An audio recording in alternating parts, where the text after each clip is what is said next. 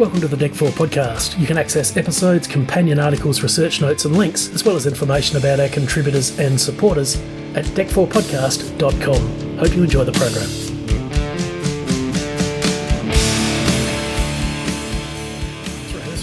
Was at 8:30pm on the 12th of January. Now, we know that the set list for the shows was worked on between Elvis, Red West and Charlie Hodge. They obviously had to be mindful of the fact that Live at Madison Square Garden had only come out really a matter of months before, so they obviously didn't want to be too repetitive. It must have been a bit of a tricky balancing act because they obviously had to include a lot of the hits as well. Writer and critic Dave Marsh has written about the rehearsal show and the satellite show. Now, he was of the opinion that not only was the dress rehearsal better than the satellite show, it was about the best Elvis concert of the 70s that was captured on film or on video. He said this: Elvis looks lean, acts loose and lets go musically as he rarely did. Burton's guitar is on fire and Tut literally plays up a storm. There isn't a better record in video, film or audio of what Elvis did once he standardized the 70s show. Elvis radiates healthiness and sings fabulously. So this was the dress rehearsal. He also lamented the fact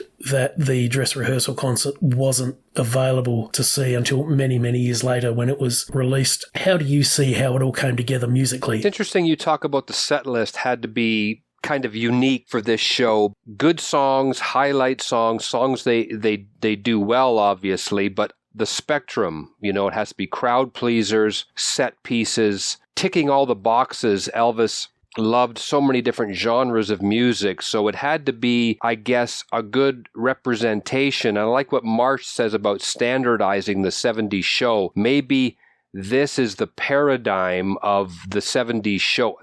The best a 70s show could be in terms of music, pacing, spectrum of songs. Aloha is of course the prototype of a great 70s show. So you mentioned hits, yes, some current songs, some old favorites.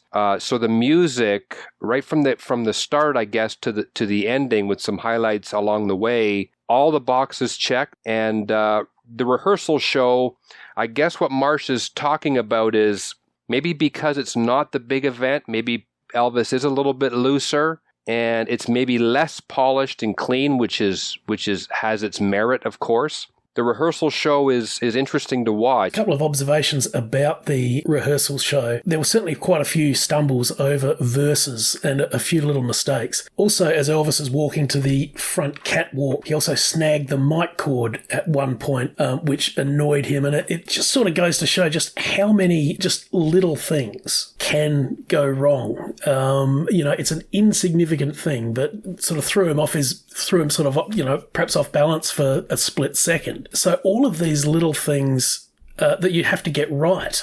It highlights for Elvis the things that, I blew that lyric, or I need to focus on those words because I forget them, and perhaps cue cards or whatever.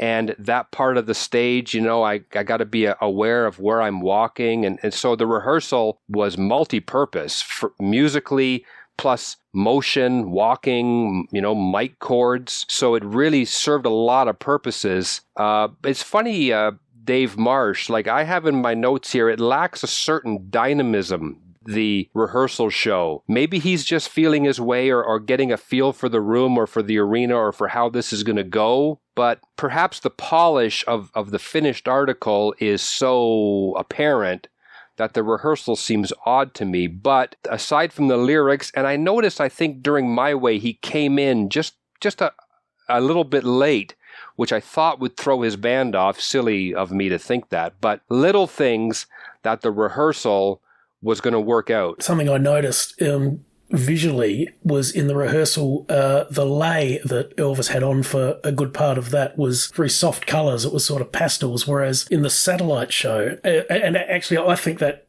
diminished the costume a little bit, whereas in the satellite show, scarves and leis were all very bright contrasting colours, which actually lifted the costume. So I guess that's, now we don't know who perhaps spotted that. It might have been Marty Persetta that suggested that or whoever. But, that was just one little detail once again that they ironed out and got right for the satellite broadcast. Doucette, a master of a visual presentation of something like this. It's funny.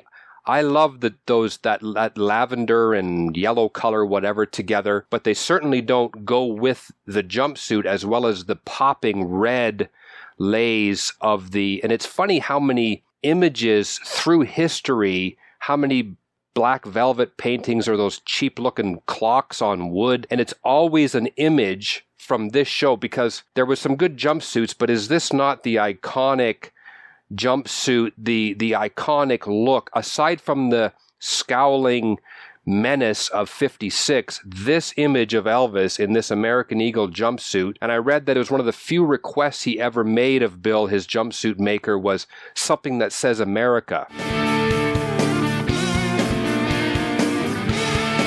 Podcast terms and conditions can be found at our website, DEC4podcast.com. You can contact us there or on our social media. Find us on the major podcasting platforms, and we're also on Substack, Facebook, Tumblr, and Instagram. This has been George Fairbrother. Thanks for listening.